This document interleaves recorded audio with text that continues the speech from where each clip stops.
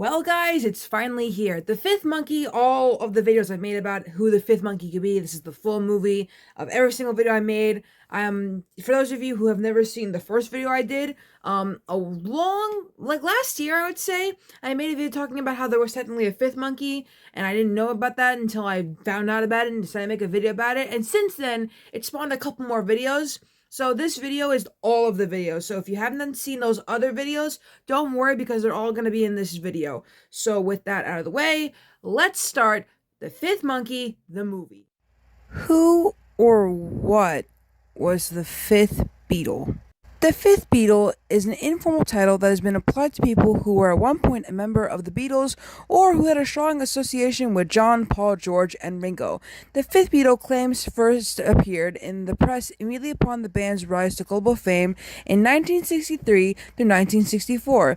The members have offered their own views as to who should be described with the title. Paul said on two occasions that if anyone was the fifth Beatle, it was their manager Brian Epstein and the producer George Martin. Harrison stated at the Beatles' 1988 induction into the Rock and Roll Hall of Fame, I wish the Monkees were inducted in,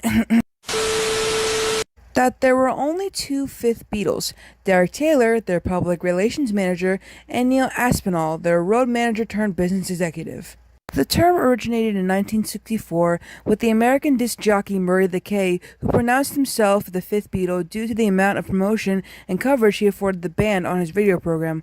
Others referred to as the fifth Beatle include their original drummer Pete Best, their bassist Stuart Stewcliffe, and keyboardist Billy Preston.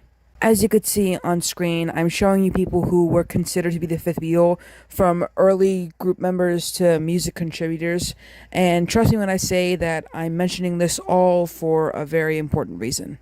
I'm sure you're already scratching your heads wondering what this has to do with the Monkees at all. Why read a whole Wikipedia definition of the fifth Beatle and yet have the title of the video be about the Monkees? Well, it all started when I saw this picture online. I saw this picture on my Instagram and I was like, wait a minute, a fifth monkey? There wasn't a fifth monkey. And so I decided to do research because, well, I have no life. So, yeah. Apparently, there was a fifth monkey, but there wasn't just one fifth monkey, there were two fifth monkeys. Not like the Beatles where they had a bunch of fifth Beatles, but still, I decided to make a video about it, so here we are.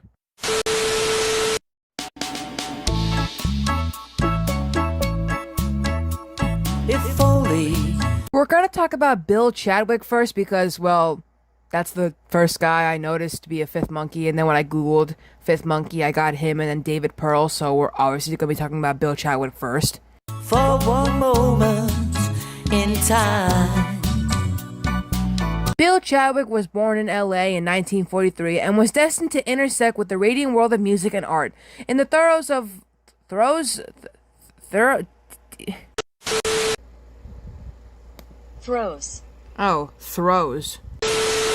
the swinging 60s, Chadwick entered the professional scene as a songwriter and soon found himself involved with a TV phenomenon that was poised to take the world by storm, the Monkees television show.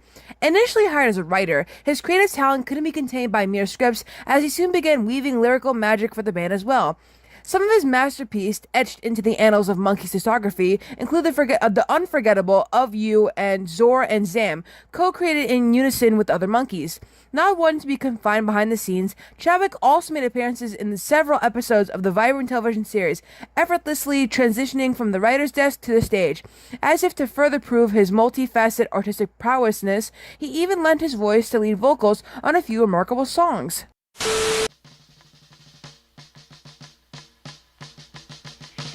The king of sorry called for war. Despite the undeniable imprint Bill Chadwick left on the Monkees' journey, his contributions were somewhat obscured by the spotlight that naturally followed the official band members, larger-than-life figures who dominated the public consciousness. As a vital cog in the Monkees' machine, yet not officially a band member, Chadwick's recognition was often unjustly lost in the glitz and glamour that surrounded the more famous Monkees. However, the winds of change have begun to stir. A fresh wave of interest in Chadwick's indispensable role with the Monkees has swept over the cultural landscape, leading to several interviews in renowned magazines and digital platforms, with Chadwick's story even meriting a feature in a documentary about the Monkees. Which one? I don't know. If only for a moment you were mine. Have you ever noticed a tall, smiling, suntan young man with brown curly hair standing in the background while the monkeys take central attention? If you have, chances are his name is David Pearl. At 24, David is truly the only person who could claim the title as the fifth monkey, even though I just talked about Bill Chadwick. He's been with the boys since before the show hit TV, and will probably still be with them long after it's only a memory. David's life began in NYC, where he lived until he was 8 years old. After that, he moved to Sandersville, Georgia for a year, and then on to San Antonio, Texas, where his relationship with the Monkees began. Mike was attending the same college as David. After 2 years of pounding the books on a premed course, David decided medicine wasn't for him and headed out towards Hollywood. Mike had already preceded him by a year, so upon arriving in Hollywood, he immediately dropped by Mike's house, where he met the person who was to have a great influence on him, David Jones. At this time, the boys were already anticipating the debut of the Monkee Show on television, but it was still months away. Dave remembers his first evening with Davey as one of the grooviest experiences of my life. Even today, David describes Davey as a very real person. He's all there all the time. There's not much I can say about David other than the fact that he moved into Mike's old apartment after Phyllis and him were just about ready to move into another apartment, and then when he got tired of that apartment, he decided to stay with Peter for 6 months, and then he moved in with Davey, but then stayed there for 3 months. Today he has his own apartment, but it's quite close to Davey's house, and the two of them spend most of their free time together. But the article I'm reading from is kind of old, so I don't really know where David Pearl is now. Actually, this is from 1968, it looks like. So yeah, in 1968, David lived with Davey, but he doesn't anymore. I don't know where he is now, and yeah. That's really all I can say about Bill Chadwick and David Pearl. Two of them were considered the fifth monkey.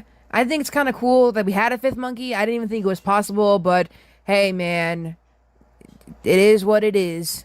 Our hearts would beat as one, they'd intertwine. If only for a moment in time. If only. Let's get a couple things out of the way before we start this video.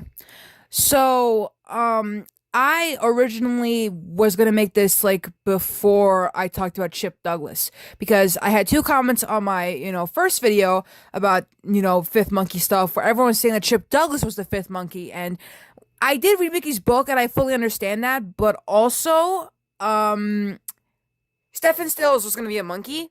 I mean, he wasn't really gonna be because he auditioned and they said nah, which you'll find out in this video. But I just want you to know that after this Stephen Stills video, I will talk about Chip Douglas being a fifth monkey. But not only that, I'll also talk about Tommy, Boyce, and Boyce and Hart being the fifth monkey, and then possibly Coco being a fifth monkey. Cause Coco's technically been around for the Monkees too. I mean, granted, she never made a cameo in the show, but she helped with songs and stuff, and she still helps to this day. So, would she technically be a fifth monkey? I don't know. We'll talk about that, in a different video. But I wanted to, get that out of the way before we start the video. So, let's get into it. We're all aware that the Monkees TV show first aired on September 12th, 1966. But before the show first aired or made the pilot that never came out, even though episode 10 of season 1 is the pilot, the show went through 437 applicants. But what if I told you, out of all those applicants, there was one that would end up being famous, just not being in the Monkees? Well, that man is Stephen Stills, or Steven Stills, however you want to pronounce it. So, you might know Steven Stills. He's most definitely known for Crosby, Stills, Nash, and Young. Or was it just Crosby, Stills, and Nash? Whatever, doesn't really freaking matter. But he was also in the band Buffalo Springfield, which is what he made after he auditioned for the Monkees, and they said, nuh-uh, but we're gonna get into that later. I know you're probably wondering why am I telling you about Buffalo Springfield, but it's important that you know about Buffalo Springfield because Steven Stills made Buffalo Springfield after he auditioned for the Monkees. So, Stills, Furey, and Young reunited in Los Angeles and formed the core of Buffalo Springfield. Legend has it that Stills and Furey recognized Young's converted hearse and flagged him down, a meeting described in a recent solo track, Round the Bend. Buffalo Springfield performed a mixture of folk, country, psychedelic, and rock. Its sound was lent a hard edge by the twin lead guitars of Stills and Young, and that combination helped make Buffalo Springfield a critical success. Now, I know you're still thinking, okay, but like, what does this have to do with the Monkees? You said that Stephen Stills auditioned for the Monkees. Well, let me get into that. Jeez. Now, I wanted to do some research when making this video, but I keep getting the same thing about Stephen Stills' audition. So what happened was that he auditioned, right? Like everyone else did. But he didn't get the part because of his looks.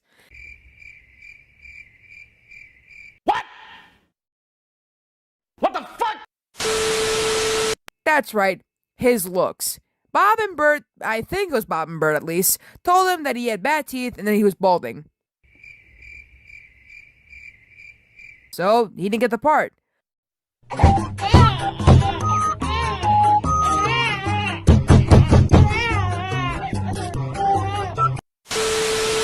Lucky for him, he was supposed to Stephen Stills and Peter Tork were best friends because they knew each other in New York in the Greenwich Village area scene or whatever and stuff like that. So Stephen recommended Peter because him and Peter kind of looked the same and people even confused them together. At least that's what Mickey said in interviews, so I mean, don't quote me on that. Now, I know what you're thinking. Amy, this video feels a bit short already. You've already explained everything. But I'm not quite done.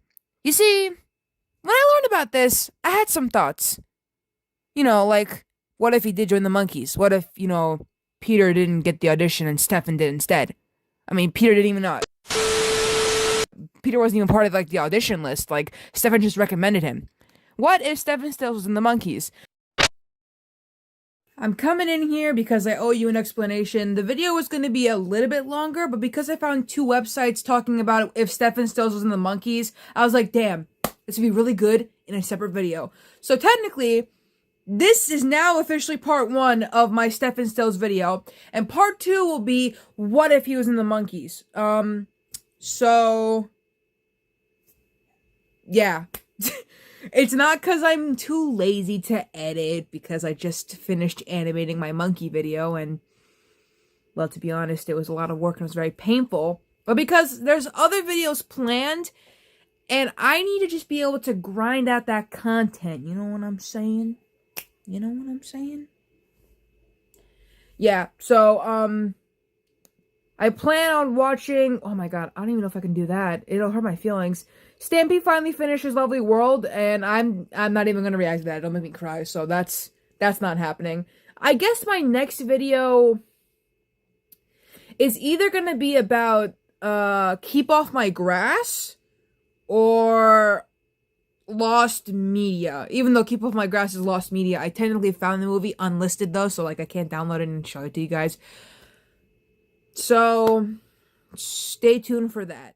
Before the video starts, let's get some things out of the way. This is part 3. Well, not really part 3, but like part 3 of the first 2 videos I made. Like, who was the 5th Monkee and was Stephen Stills a Monkee? This technically counts as a part 3 since I still didn't make my Chip Douglas video yet. Or my Boyce and Hart video, or even my Coco Doans video and stuff like that. Also, this video will be long, considering I'm going through a whole article about events of, like, if Stephen did join the Monkees, like, everything would be so different, and also people discussing, like, if he was in the Monkees, how would the things play out and stuff like that. So, enjoy the video. So around 1966, Stephen Stills had been only one of the many who had auditioned for the Monkees. But he had been rejected due to his thinning hair and crooked teeth.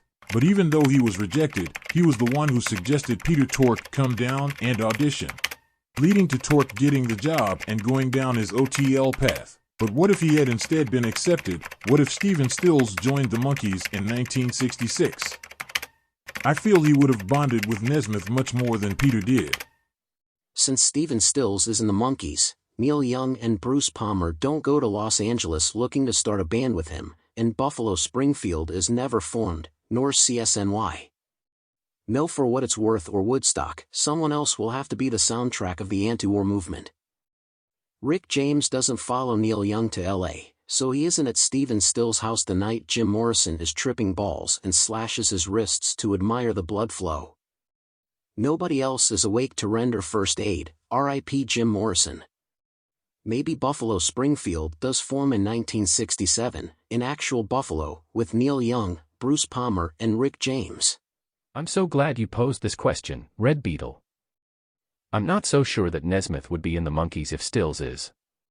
That would be two Texans in the group, and if I remember correctly, Don Kirshner did not care for Nesmith's voice. The Monkees were fairly geographically balanced, so I think the fourth member of this ATL Monkees would be from the Northeast or Chicago. Not sure who that could be. Neil Diamond wrote much of the Monkees' oeuvre. Would that have worked with Stills? Also, the TV franchise was an important part of the Monkees. How would Stills have fit that? Without Tork or Nesmith, Neil Diamond might have written more of the songs. Would Diamond have worked in the group? The wool hat hiding Stills' receding hairline would have made more sense than it did on Nesmith. I foresee Don Kirshner making Stills the drummer and Dolenz a guitar player, probably bass. IRL Mickey was actually a guitar player and learned to play drums for the show. I would also imagine that Mickey could take on the dummy role that Tork did. Diamond is a little old, but he could also take a year or two off his birth date just as Tork did. This configuration would have been interesting. I wonder how far the rebellion against Kirshner would have gone.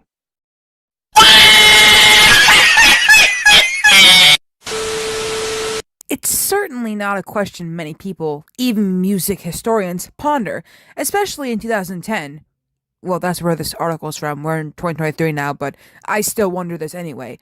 What if Stephen Stills had successfully auditioned for the Monkees? How would that have affected the music of the 60s and 70s? One might be surprised at how many fingers Stills had in the stew. Alright, this article is getting weird already.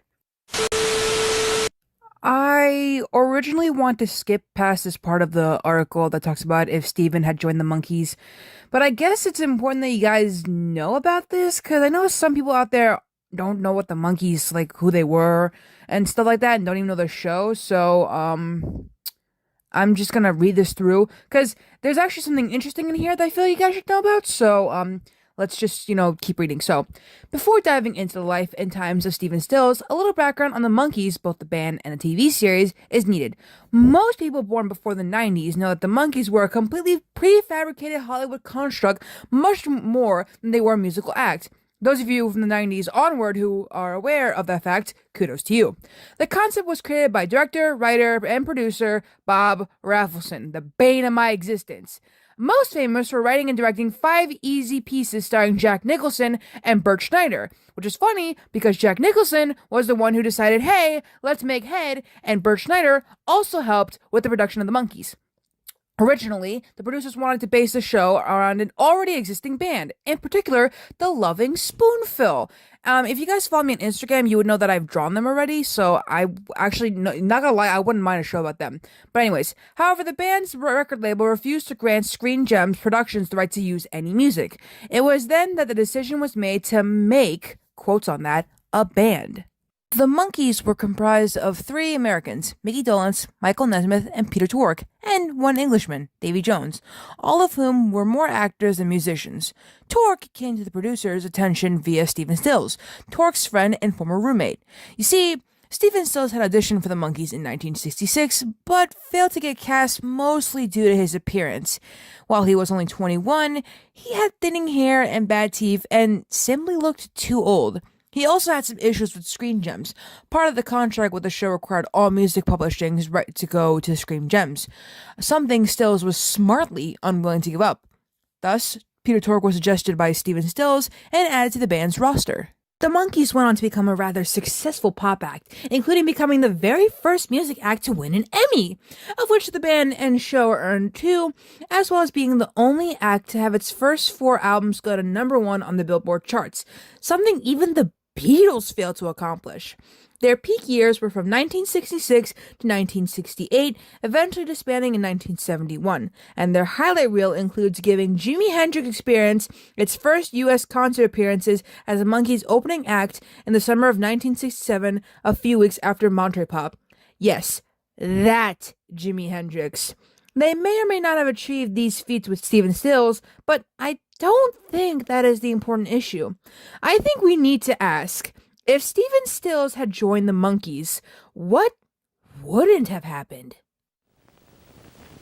The Monkees, brought to you by Kellogg's. K-E-double-L-O double good. Kellogg's best to you. We're gonna need a little more background information before we hop into the what if Stephen Stills joined the Monkees, what would happen train. Stephen Stills was born in Texas, just like Mike Nesmith, and lived throughout the southern U.S. and Central America during his childhood. Upon dropping out of the University of Florida, I don't blame you, Stephen, that's Florida for you, he moved to New York City to pursue a life in music. Playing in various folk or vocal harmony groups, Stills hopped around New York City coffee house scene, eventually getting into a group called the AU Go-Go Singers. It was in this collective that Stills met future Buffalo Springfield co-member Richie Furay. After the breakup of the AU Go-Go Singers in 1965, some of the members continued on as the company and went on a short 6-week tour of Canada. While on tour, Stephen Stills met a young guitarist and another future member of Buffalo Springfield, Neil Young. Now, if that name sounds familiar, that's because that's the same Neil Young that is in Stephen Stills' band, Crosby, Stills, Nash & Young, although before Neil Young joined the band, it was Crosby, Stills, and Nash. So, after the dissolution of the company, Stephen Stills migrated to LA, where he found himself immersed in the burgeoning folk rock scene. During this time, Stephen Stills did session work and even auditioned for the Monkees. Here is where the fork in the road rests. All of that happened before the Monkees audition would not change, but everything after could be forever changed and lost. So, here is what wouldn't have happened had Stephen Stills joined the world of prefab bubblegum pop television. So, let's get one thing out of the way. If Stephen Stills joined the Monkees, Buffalo Springfield never would have happened. That's the first domino we knocked down. So, Richie Furay would have not been coaxed out of Massachusetts to come to LA and join Stephen Stills in The Herd, which was the original name of Buffalo Springfield. Neil Young would have continued driving down Sunset Boulevard in his retrofitted hearse, not getting pulled over by Stills and Furay, and not joining Buffalo Springfield.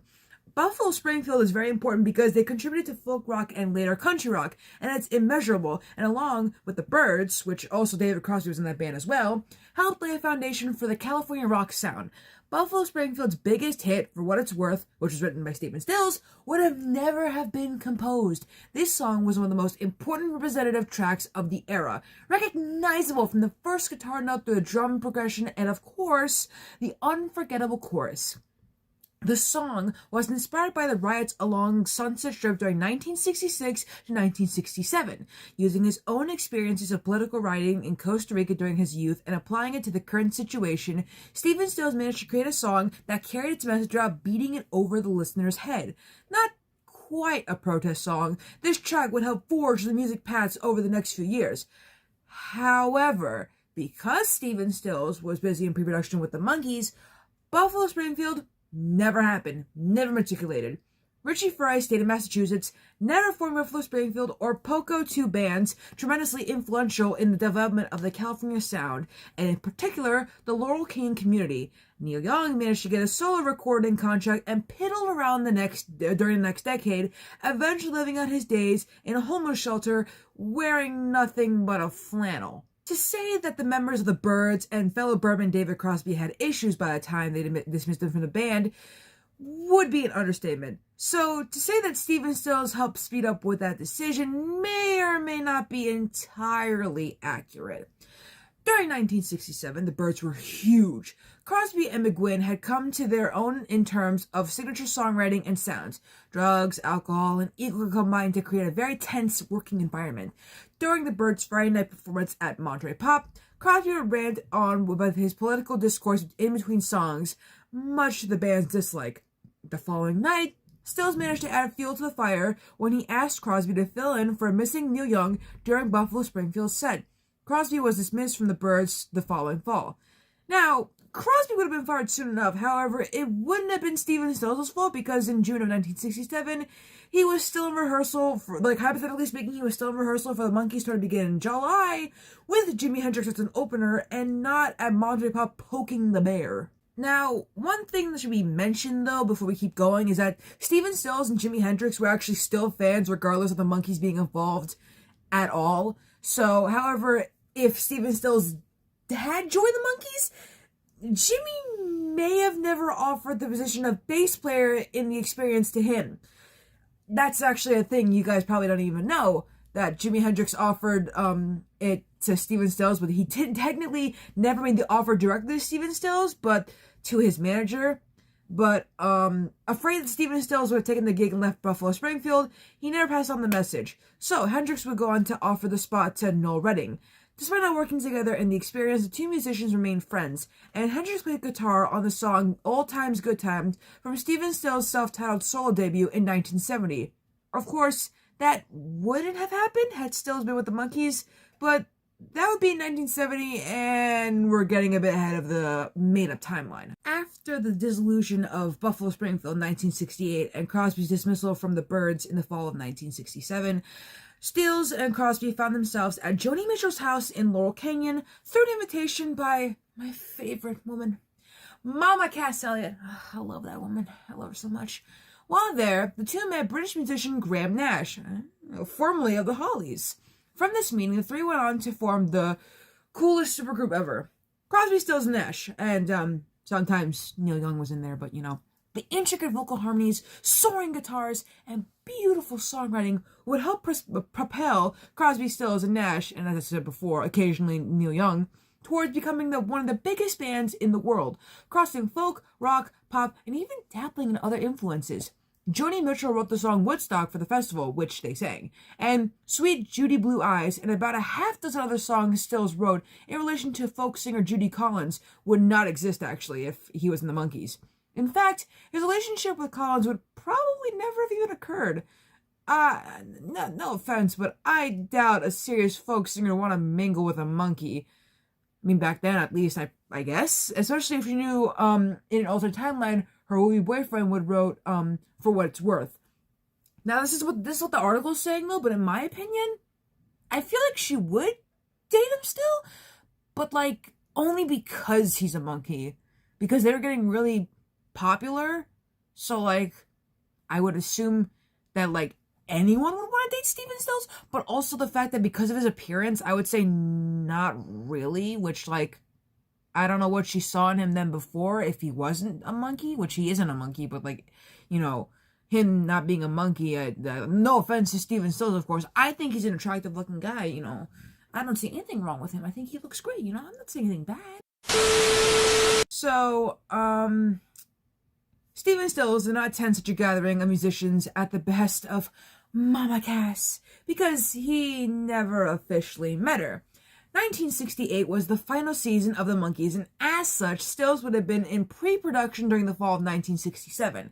He was also probably collecting his Emmy instead of the multiple Grammys he might have won had his thinning hair and bad teeth worked against him. So, in effect, if Stephen Stills had joined the Monkees in 1966, there would have been no Buffalo Springfield, no For What It's Worth, no Crosby, Stills, Nash & Young, no Judy Collins Pining, no new direction in harmonizing and songwriting, no new development of country rock in the way we know today, no soft rock stars like James Taylor or Carly Simon, no alternative country, no Flying Burrito Brothers, no Manis. Extending it to today, there would be no Anodyne, no Wilco, Ryan Adams who?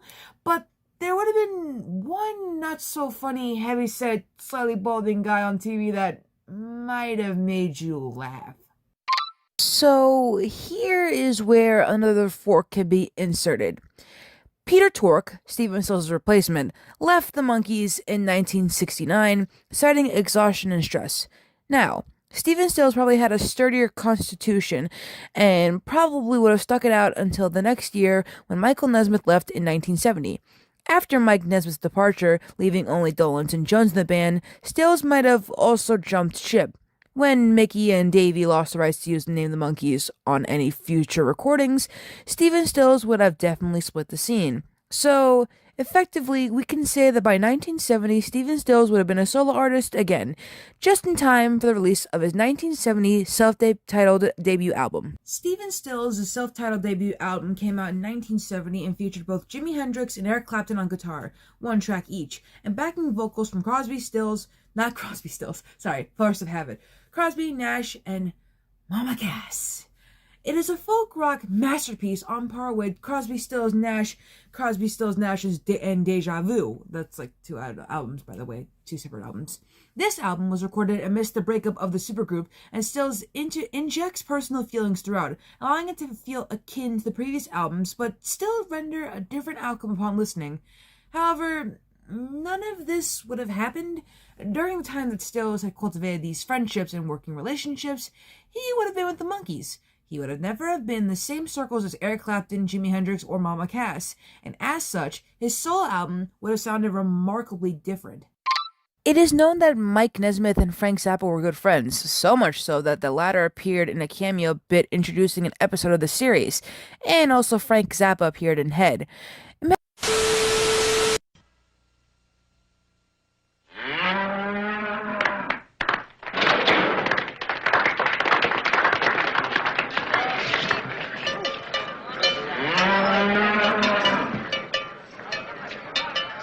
Pretty white. Well, so am I. What can I tell you? You've been working on your dancing, though. Oh, yeah. Well, I've been rehearsing it. Glad you noticed that. Yeah, it doesn't leave much time for your music. You should spend more time on it because the youth of America depends on you to show the way. Yeah? Yeah. Monkees is the craziest people.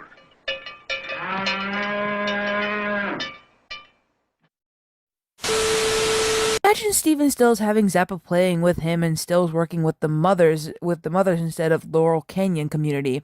Zappa protege Captain Beefheart may have also been different had Stills been a collaborator with the Magic Band.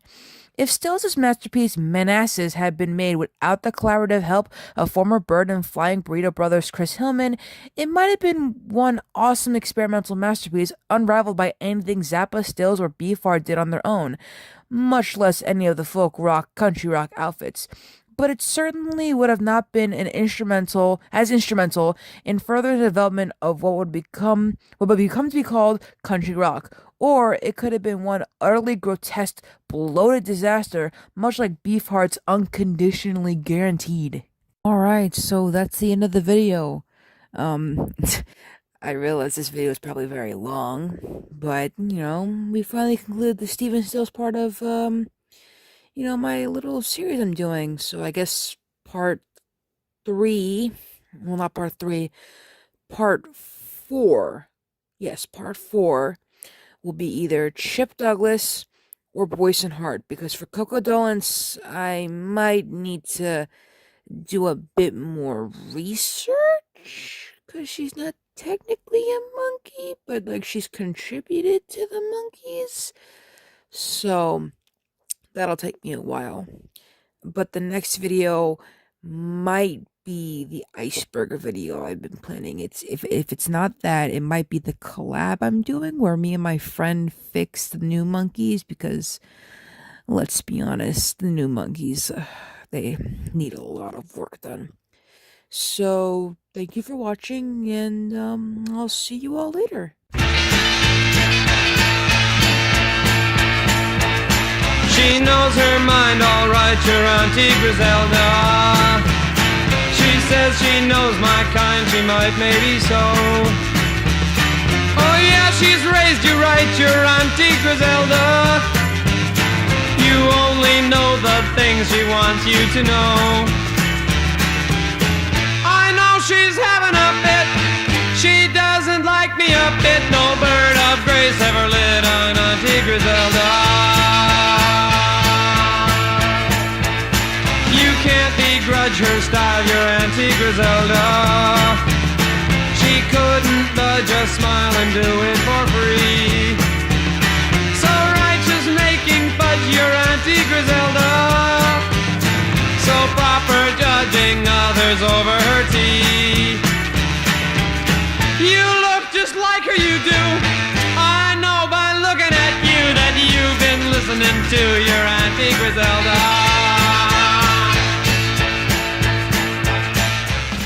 So far, we've talked about 3 people who could possibly be a 5th Monkee. I can't remember the first 2 guys, but of course the 3rd guy being Stephen Stills.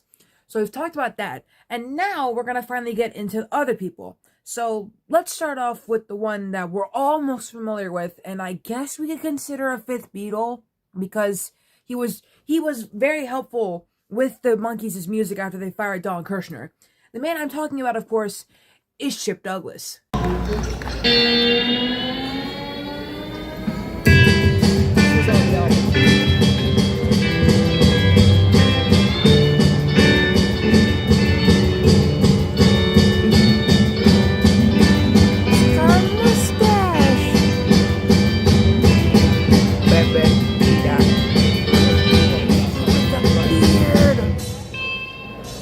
I think you got it now, Mickey.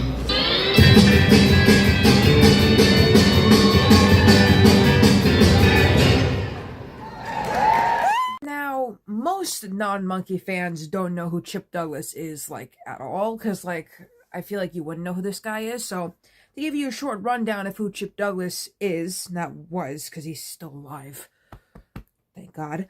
He is an American songwriter and a musician. He was actually in a band called the Turtles for a short period of time, and he was like the bassist.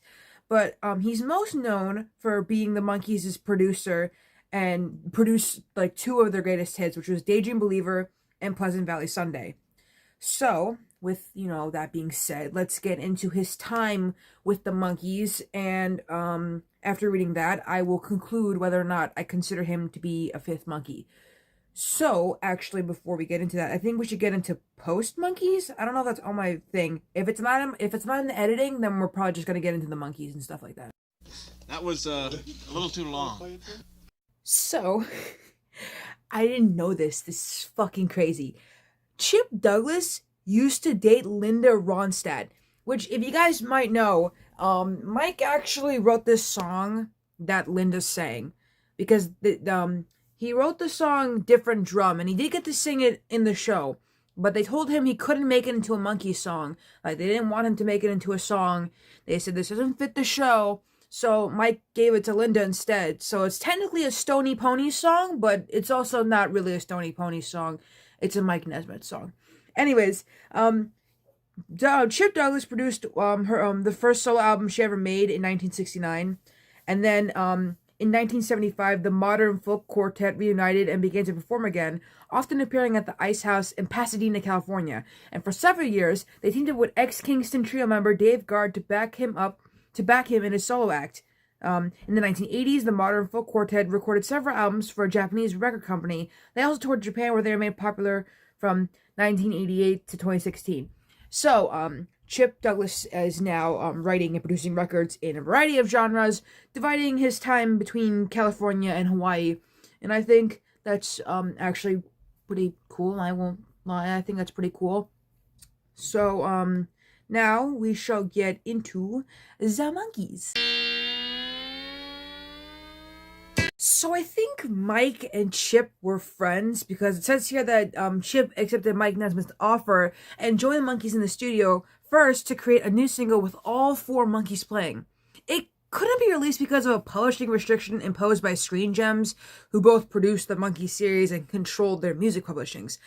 Douglas's next Monkee project was their Headquarters album, which was the first time they were able to play music, without any restrictions. Recorded over 6 steady weeks of sessions at the RCA studios in Hollywood, Headquarters was the first album to feature the Monkees playing on every track, and Chip contributed a song, Forget That Girl, love that song, and joined them on bass guitar in the studio. The album was released in the spring of 1967 and began to steadily climb up the charts, eventually reaching number 1 in the Billboard album chart, but was displaced by Sgt. Pepper's Lonely Hearts Club by the Beatles. No singles from Headquarters were issued in the United States, but a non-album song from the same sessions, The Girl I Knew Somewhere, reached the top 40 as a B-side. Douglas produced the hit single Pleasant Valley Sunday, written by Gary Goffin and Carole King, which featured an innovative guitar intro composed by Douglas and played by Nesmith. Chip also produced the next Monkees album, Pisces Aquarius Capricorn Jones Ltd., on which he also played bass. Unlike Headquarters, it was done in several different studios on the US between Monkees tour dates. Douglas was also introduced. He also introduced the guys to new songwriters, including Jon Stewart, who wrote Daydream Believers, which I made a video about that, so we don't need to dwell into that. But it was in their 1968 album, The Birds, the Bees, and the Monkees. Chip also introduced the band members to Harry Nilsson, who, of course, wrote the song Cuddly Toy, but also Daddy's Song, which, again, we'll talk about that song soon, and featured both the Pisces album and an episode, the Cuddly Toy song was in the Pisces album and an episode of the TV series. Chip has been quoted as saying, "I like to think I gave Harry his big break, which resulted in a record deal with RCA. Douglas was pleased to have made hit records with the Monkees, but was disappointed they weren't able to erase the common misconception that the Monkees weren't actually musicians and that the press took little notice of their accomplishments."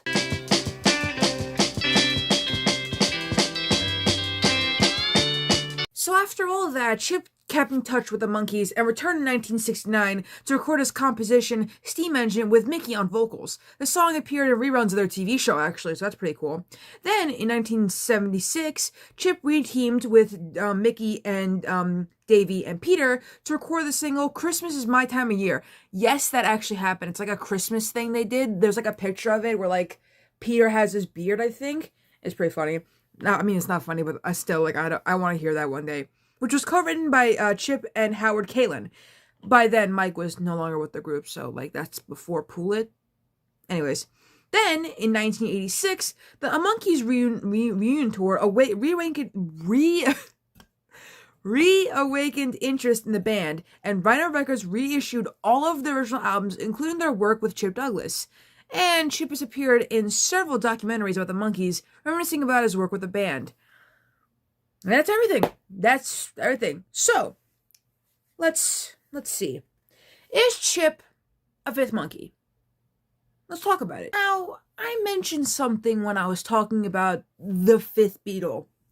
I mentioned to you guys that, Eppie, their manager, was a fifth Beatle. I mentioned that Billy Preston could have been a fifth Beatle. I mentioned anyone could have been a fifth Beatle. Literally anyone. Your uncle could be a fifth Beatle for all you know. But with the case of the Monkees, it's not that it's difficult. It's just that it's hard to pinpoint who exactly is a fifth Monkee. Again, we have 3 videos so far, and 2 of them is about Stephen Stills, and he was never even, made into a Monkee because they didn't like his face. So for this, I guess, again, it's a bit difficult because in our next video, we're going to talk about Boyce and Hart, and they were big help with the Monkees too, like Chip Douglas. So, I'm gonna have to say that he was, because he did do bass for some songs on 2 albums he helped produce. So, he gets my stamp of fifth Monkee.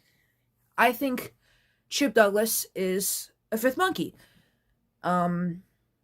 That's all I can really say about that, because, I can't really think of anything else, because, again, we're going to talk about Boyce and Hart, and then we're going to talk about, Andrew, Sandoval, because he's, again, we'll get into that, but also, we have Coco Dolans, so that's, 4 people that we have left that could be a fifth Monkee. But for Boyce and Hart, it'd be 5th and 6th, because it's 2 people, but as a duo, I guess 1 person, but, some dumb bullshit I'm not even gonna get into right now in this video. But, yeah. Chip is a fifth Monkee. And I know what you're thinking, what about the other 2 videos you made? Okay. Steven isn't a fifth Monkee. As much as I talked about how he should have been one, he's not. Those other 2 guys, while they did help with the TV show, the other 2 guys in the first video, they're not really fifth Monkees. So far Chip is, but there could be others who could be a fifth Monkee, so we'll get into that when we get into that.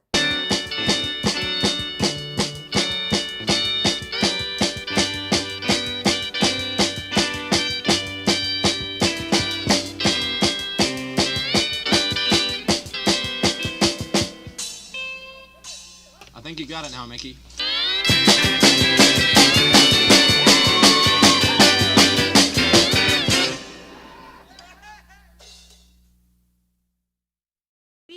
talked about Bill Chadwick and David Pearl, and we've talked about Stephen Stills, and we've talked about Chip Douglas. So it only makes sense now to talk about the people that were the most involved with the Monkees besides Chip Douglas, and that is Boyce and Hart. Now, Boyce and Hart are a duo. We've got Bobby Hart and Tommy Boyce. They've been with the Monkees since the show was like being created, and we're gonna get into all that with like 3 things in this video: the Monkees, other successes, and then Dolenz, Jones, Boyce and Hart, and maybe their later years,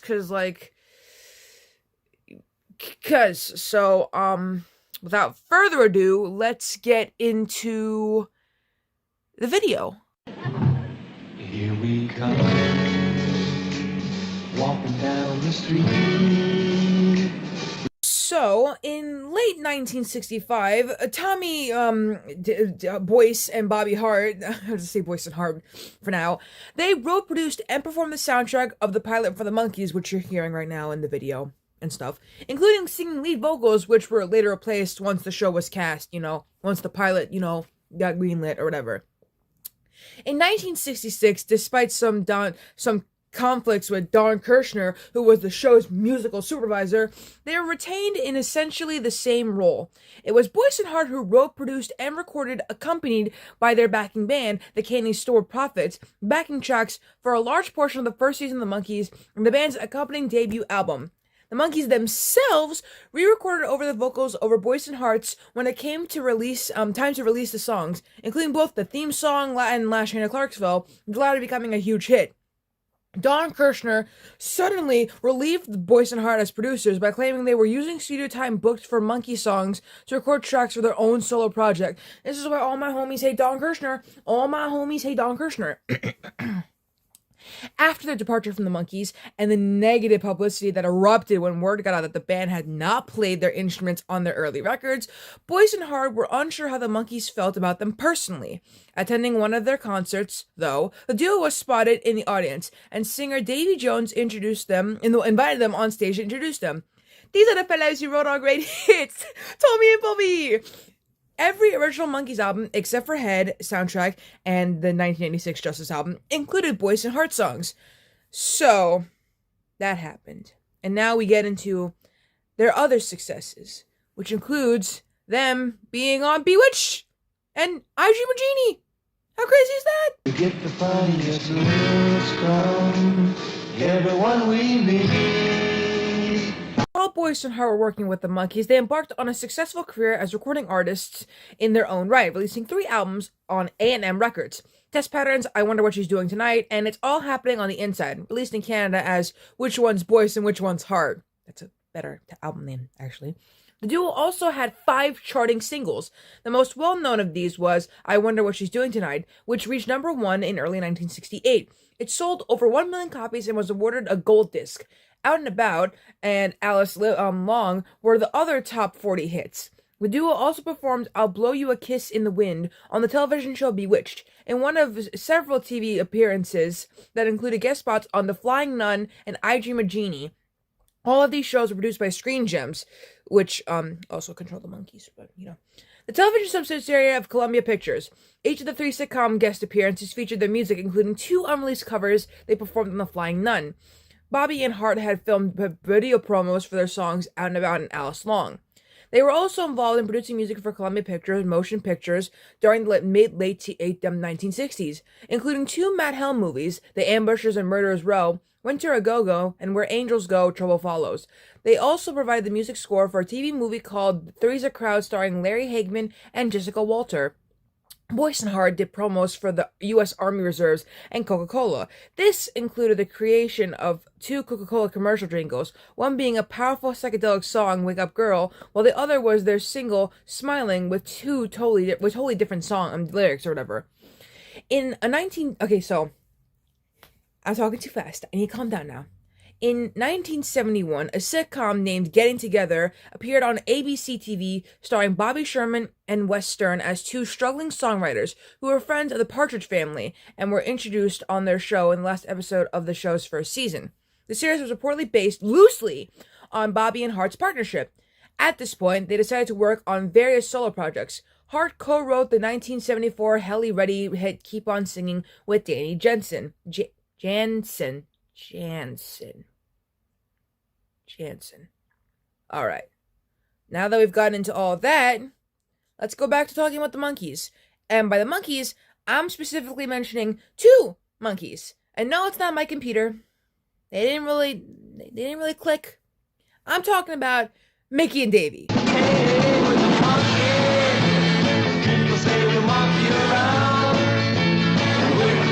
Don't be alarmed. That changed camera angles. Alright? Don't be alarmed. Anyways, we're on to Dolenz Jones, Boyce, and Hart. So, for those of you who don't know about Dolenz Jones, Boyce, such a tongue twister. But basically, Mickey, Davy, and then Boyce and Hart all came together to make like a band. But really, they're just covering songs that like Boyce and Hart wrote and that the Monkees did. So, this happened in the mid-1970s, so this is after Mike left, and it was just Davy and Peter, and they couldn't really use the Monkees' name anymore. They were, like, legally prohibited from using the name and stuff, so they just called themselves Dolenz Jones, Boyce, and Hart, like, after that and stuff like that. So after Davy and Mickey released the final Monkees album of that decade, Changes, they went on to perform with Boyce and Hart and stuff like that, and they toured all over the country and stuff like that. They also became the first American band to play in Thailand. I'm not gonna lie, it's pretty cool. You see how cool the Monkees are? Alright, you all see how cool they are? Anyways, they signed to Capitol Records by Al Corey, and the group released an album of new material in 1976. A live album was also recorded in Japan, but it was not released to the US until the mid-1990s. It's a very long time. Tours coincided with the syndication of the Monkees TV series and helped boost sales of Arista's The Monkees' Greatest Hits. They also had their own TV special called The Great Golden Hits of the Monkee Show, which appeared in syndication. It featured a melody of other Boyce and Hart songs, as well as the songs they had produced for the Monkees. It didn't include any songs from their new albums, though. And as far as I know for Monkee stuff, they reunited during the 1980s when the resurgence of the Monkees happened again. They performed live. So that was during the second Monkee Mania. And that's really all I have to say about Boyce and Hart. So, what's the conclusion for this video? Are Boyce and Hart Monkees? For this, I'll have to say yes. Boyce and Hart are like the fifth and sixth Monkee because, you know, I mean, they're like two people. I don't count them as one person. It wouldn't be like fifth Monkee, you know, blah, blah, blah. So far, Chip is the fifth Monkee also. So we have three guys so far that are like considered to be the fifth Monkee. I also want to point out that when I'm done with this series, I'll combine it into one big video in case you guys can't catch up. I understand there's a lot of these and you probably won't be able to find them even if I link them in the description. So don't you worry, I will not only link these in this video, but I will combine them into one big video so that you'll know all about fifth Monkee shenanigans. So, the next fifth Monkee thing we're talking about is either Andrew Sandoval or Coco Dolenz. So, I'll see you all later. We're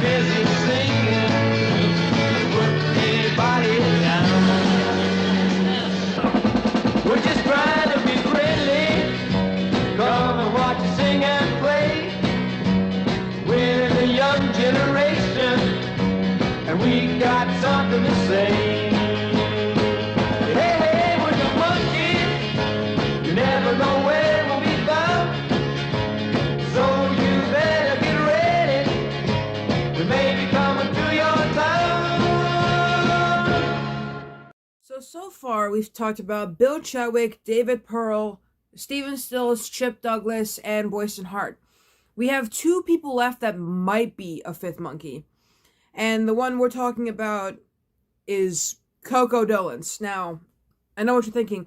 Well, I mean, non-Monkee fans don't know who Coco is, and that's kind of sad, because Coco has my heart. I love Coco so much. When I first saw Coco Dolenz, I was like, oh my god, I got a new favorite Dolenz sibling, and it's not Mickey.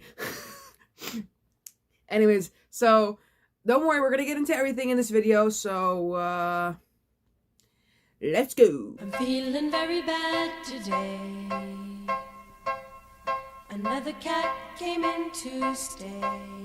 So, Coco Dolance was born on April 5th, 1949, Los Angeles, California. She's the sister of Mickey Dolance, one of his sisters, because he's got 3 sisters. And, he's one of them. He's the only boy besides his dad. Okay, the point is, Coco is an actress, and I know what you're thinking. What has she acted in? Well, and this will shock you, dear viewer, Coco was in 2 episodes of Circus Boy. She was in season 1, and she was in season 2. And I'm about to play a clip from season 1 right now.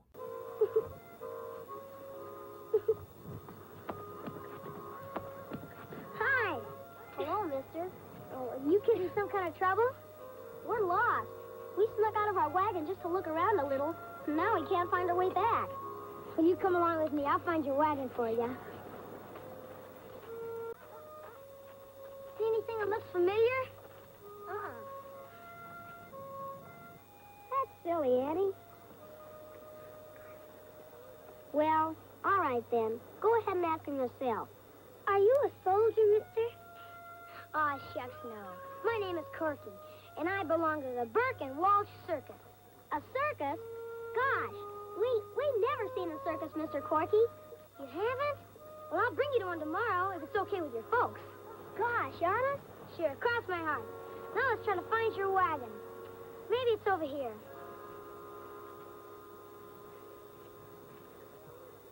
Mom! Where have you been? You scared the daylights out of us. We was looking around and we got lost. Mr. Corky found us and brought us home. Well, we're real grateful to you, son. Shucks, that's all right. He's a nice man, and he's gonna take us to the circus. Only if you two go to sleep right now. Youngsters have to have plenty of rest if they want to grow up to be big and strong. Okay. All right, children, to bed.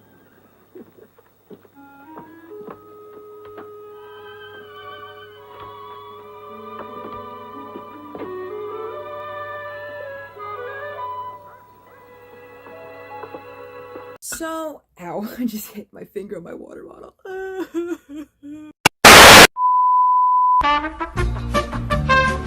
So, now that you've seen Coco Dolance act, what about her time with the Monkees? Did she ever, do anything with the Monkees? Well, let's get into that. He's eating all my food. He's speaking very crude. He's gonna change the mood.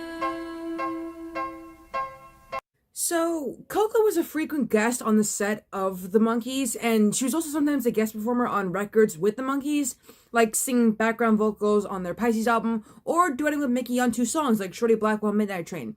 If I had one criticism about, this, I would say that, maybe put Coco on the show, but, I think Coco would have fit into what season 3 could have been. I made a video about that they wanted, like, kind of like a Rowan and Martin's Laughing, but with the Monkees.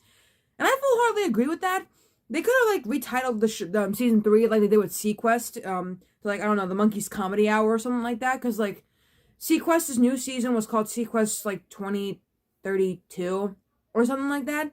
And I have a feeling that if the Monkees did have a 3rd season, Coco may have, been in the Monkees, but I guess she couldn't be in the Monkees anyway because of child labor laws, but also not really because I think she was 17 when the Monkees was happening, and I guess they didn't want to pay her to be on the show. Look, I don't know the law that well, okay? I don't understand the acting law, so I don't know. Take that with a grain of salt. If any of you in the comments can tell me exactly why Coco couldn't be on the show, I'll listen, bro. I'll read them, because I really want to know. I genuinely, truly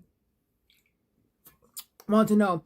But, since I mentioned this already, she sings Shorty Blackwell with Mickey, which you're hearing in this video right now. So now that we've gotten into all that, let's get into her singing career. I'm feeling very bad today. A red balloon got in my way. So Coco still sings, but it's she mainly sings with Mickey. I can't name a song. I can't really off the top of my head name a song that she collabed with him with currently. But oh no, Shiny Happy People. I'm pretty sure that was her in that song. Also, I saw her live, and I think I have footage of her singing. And I know editing Amy's gonna pull it up, so let's let her pull it up.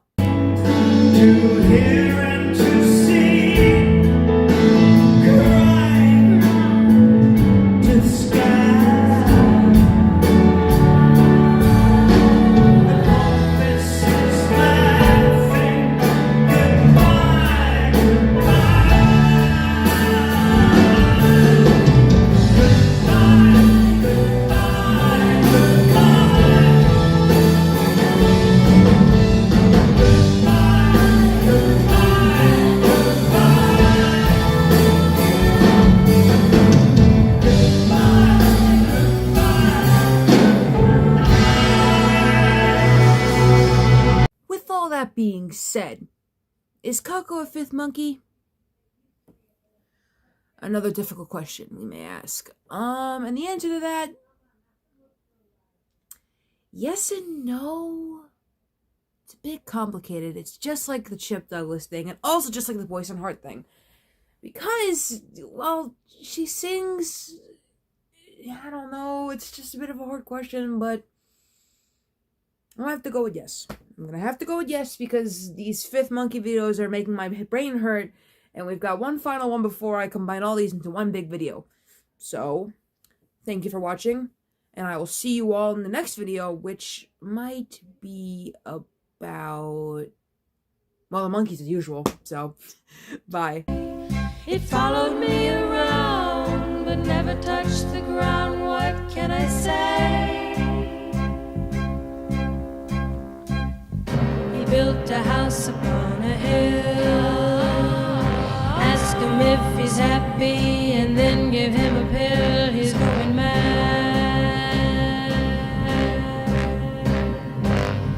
He bought another car today. Ask him if he's happy, then turn the other way. He's going mad. He's going mad. He's going mad. He's going mad. He's going mad. He's going mad. He's going mad. He's going mad. He's going mad. First of all, if you didn't think I was going to make a video today just because I went to a concert yesterday, you are wrong. You are wrong. But also, second of all, this video was very hard to make because it was very hard to find articles about Andrew Sandoval. All I could find was about the book he made about the Monkees called The Monkees Day by Day, where he put so much effort into it. I figured that would be a big key thing for this video. Because third of all, the Rolling Stones article I found about Andrew Sandoval, I could not read because I needed full access to it. And I am not about to pay Rolling Stones just to read an article about a dude who was a fan of the Monkees and suddenly became a monkey because he helps out with Mickey's books and stuff. And fourth of all, I wanted to combine all my Fifth Monkey videos into one big video. So I kind of needed to do this, otherwise I wouldn't be able to make that video, because, like, y'all deserve a longer video again, because also, like...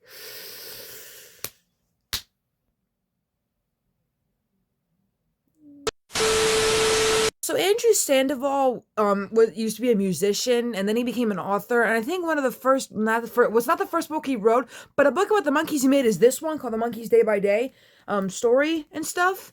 So, we have an article about all that. So, the book first came out in 2005, and it's been an indispensable reference tool for fans of the Monkees, not to mention one hell of a read. But as the years passed, the guide to all things Monkees went out of print, with secondhand copies fetching in the three-figure range.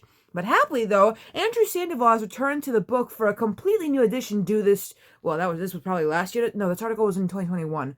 So this passed already.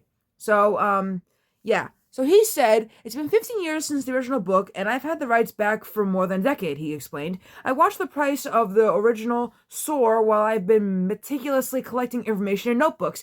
Just before the Coconut Panini hit, I added that. He didn't say that, I added that. I landed on a major discovery, and instead of simply updating it, I decided I need to rewrite my book from the ground up. The pandemic certainly gave me the focus to make serious research on my one goal. The book is also completely redesigned with hundreds of rare images. Information-wise, I feel it rewrites the Monkees' history. It certainly is the story I never knew." The book is an in-depth chronicle of the Monkees' activities since between the years 1942, the birth year of Mike and Peter, and 1971, when the Monkees officially broke up.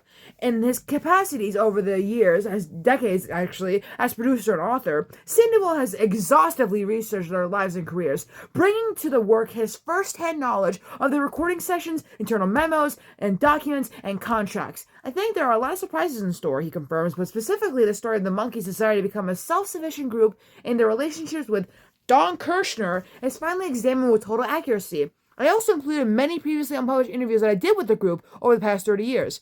So yes, you heard that right, Andrew Sandoval was a fan of the Monkees, and he still is a fan of the Monkees, and the reason why I say he became a Monkee is because he's been helping Mickey out with a lot of things. I think with Tor and Mickey's most recent book, I'm Told I Had a Good Time, he helped out a lot with that book. So that would technically make Andrew Sandoval a Monkee of some sorts. And there you have it. I've listed all of the people that have been Fifth Monkees, and that's really everything. I can't really think of anyone else that would be a fifth Monkee. I've basically listed anyone that could have been one, but there's not really anyone else I could say. I don't know what you're gonna say. Amy, what about Bob and Bert? Man, fuck Bob and Bert. I don't give a shit about Bob and Bert. You know, on the day Peter died, that was Bob's birthday. Man, I didn't give a fuck.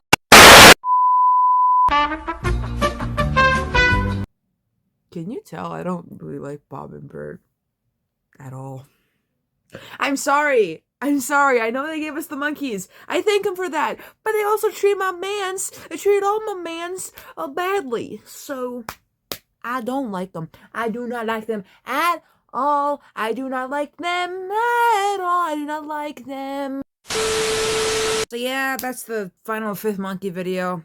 Feels like an end of an era. Yet I'm not done talking about the Monkees biopic, so I still have to torture myself, regardless, no matter what I do. This series wasn't torture, to say the least, but having to finish the Monkees one, that feel like torture.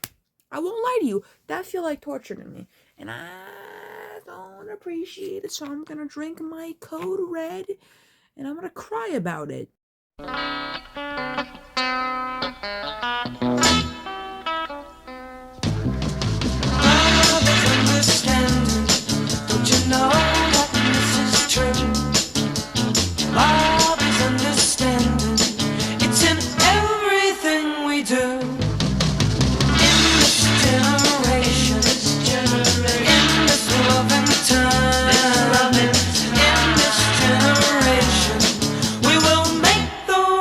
Shine.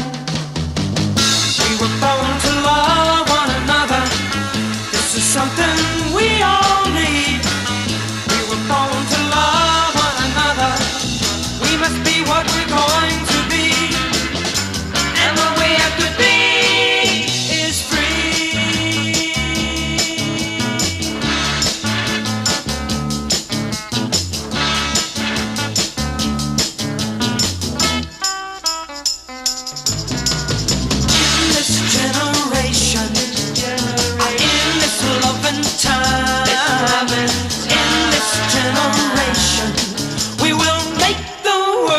Shine. We were born to love one another. This is something we all need. We were born to